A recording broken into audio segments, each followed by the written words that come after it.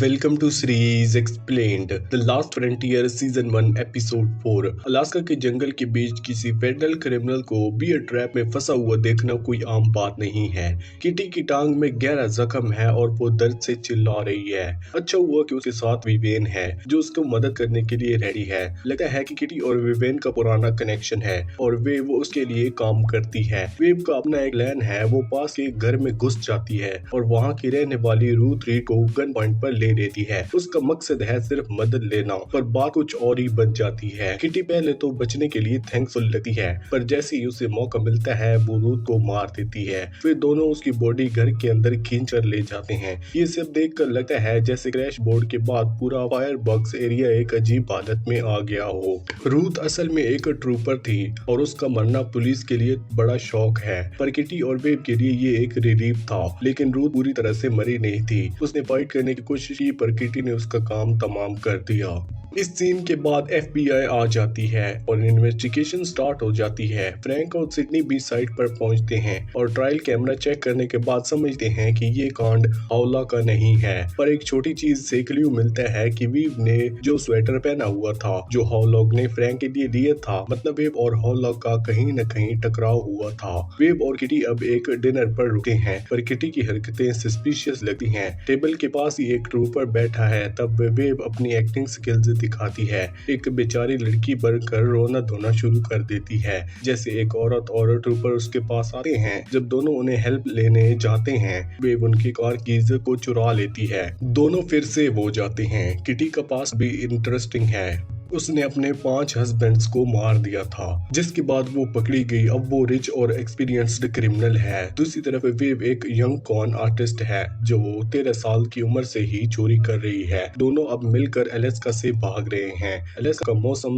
और लोग दोनों अनप्रेडिक्टेबल हैं। हावलॉक जो गिरने के बाद भी जिंदा है, अब फ्री घूम रहा है। कॉप्स और FBI किटी और वेव के पीछे हैं। किटी और वेव एरो एक्सक्यूजेज जाते हैं और ये एक यंग पायलट स्लैड को किडनैप कर लेते हैं। लैड उन्हें अंडर एस्टिमेट करता है, पर किटी एक मीट हार्मर से उसका हाथ तोड़कर सबक सिखा देती है। अब स्लेड उनके के लिए काम करता है। किटी अपने ग्लासेस में छुपी हुई एक चिप से अपना पैसा एक्सेस करती है ताकि फ्यूल खरीद सके। फ्रैंक और सिडनी को टिप मिलती है, पर तब तक किटी स्लेड के साथ निकल चुकी होती है और वेव को छोड़ देती है। किटी की हालत खराब होती है और वो मरने वाली होती है। वेव बताती है कि किटी रनवे के पास है और मरने वाली है।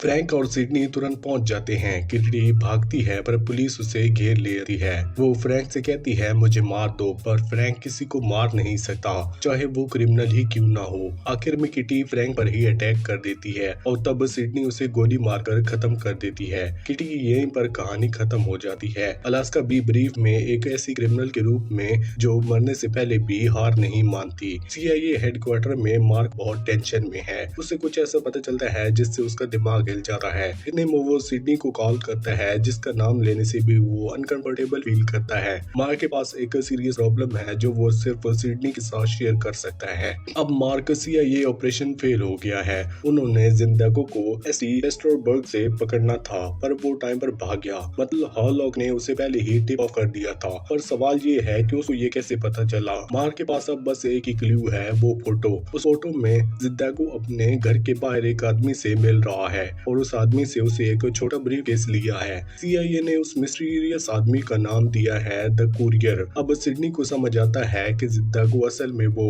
हैकर है जो आर्चीव 6 चुराई थी। तो सिंपल लॉजिक ये बनता है कि जिंदागो ने आर्चीव 6 को इसलिए हार्ड ड्राइव में कॉपी करके कुरियर के हवाले कर दिया और अब कुरियर उसे हावलॉक को देना है। फ्रैंक के पास पहले एक मेमोरी चिप थी जो उसने एविडेंस रूम से दी थी। उसमें पता चलता है कि हावलॉक ने ST पेस्ट्रोबर्ग में किसी को बहुत पैसे भेजने वाला है और वो बंदा कोई और नहीं, आर्मर्ड जिंदागो ही था। दूसरी तरफ हावलॉक अपनी ही स्टाइल में कॉन्टेक्ट बना रहा था। सर्च पार्टी के 2 लोगों से दोस्ती कर लेता है, उसके साथ फ्रेंडली बिहेव करता है, लेकिन असल में उसका प्लान कुछ और ही होता है। जब उन लोगों की खो जाती है, हावलॉक जेंटलमैन बनकर उन्हें कैबिन तक लिफ्ट दे देता है ताकि इंटरनेट एक्सेस कर सके। कैबिन में पहुंचकर हावलॉक उनका कंप्यूटर हैक करता है और जिंदागो को वीडियो कॉल कर बात करता जाता है। जिंदागो पहले तो शक करता है पर हॉलॉक के पैसे देकर मान जाता है। तब जिंदागो बताता है कि कुरियर फायरबक्स में ही है, प्लेन क्रैश के एक दिन पहले से ही, और उसके पास आर्चीव 6 सेफ है, बस हॉलॉक का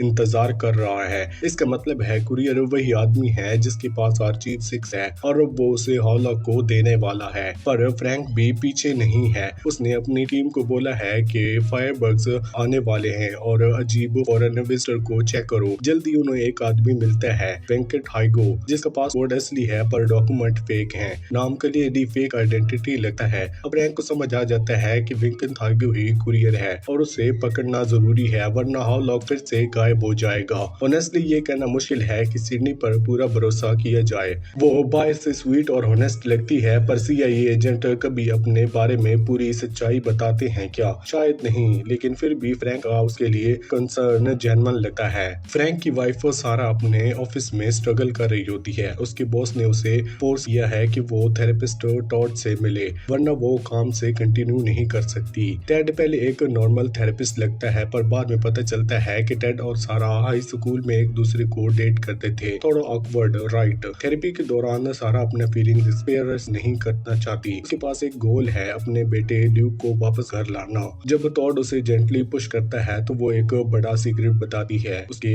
की चेन में एक चिप छुपी हुई है जो हॉलॉक ने दी है। उसने फ्रैंक को देना था पर उसने छुपा ली क्योंकि ये सब कुछ खून से डर गई थी। सारा पहले शिकागो में एक ट्रॉमा झेल चुकी थी। जब फ्रैंक वहाँ काम करता था, अब वो दोबारा वो सब नहीं देखना चाहती, इसलिए वो कैबिन पहुंचती है। लीक और कियारा दोनों गायब मिलते हैं और वहाँ क्लाइंट की लाश पड़ी होती है, जिससे वो शॉक हो जाती है। पर ल्यूक एक स्मार्ट बच्चा है। जब उन्हें एक कन्विक्ट से किडनैप किया होता है, वो कार चला रहा होता है। ल्यूक एक ब्रिलियंट आइडिया यूज करता है। वो कियारा को कोड में मैसेज देता है, एक कहानी सुनाकर, जिसमें एक फ्रेंड का फादर सीट बेल्ट में पहनने की वजह से मर गया था। कियारा तुरंत समझ जाती है कि अपना सीट बेल्ट टाइट कर लेती है। उसके बाद ल्यूक को quietly convict seat belt unlock कर देता है और कार को क्रैश कर देता है। क्रैश के बाद ल्यूक और कियारा बेल्ट्स की वजह से सेफ रहते हैं, जबकि कन्विक्ट बुरी तरह से जख्मी हो जाता है। और इसी के साथ ये एपिसोड यहीं पर खत्म होता है। आपको कौन सी मूवी या फिर वेब सीरीज का एक्सप्लेनेशन चाहिए, हमें कमेंट सेक्शन में जरूर बताना। वीडियो अच्छी लगी तो वीडियो को लाइक करके चैनल को सब्सक्राइब लाजमी करना। Thanks for watching.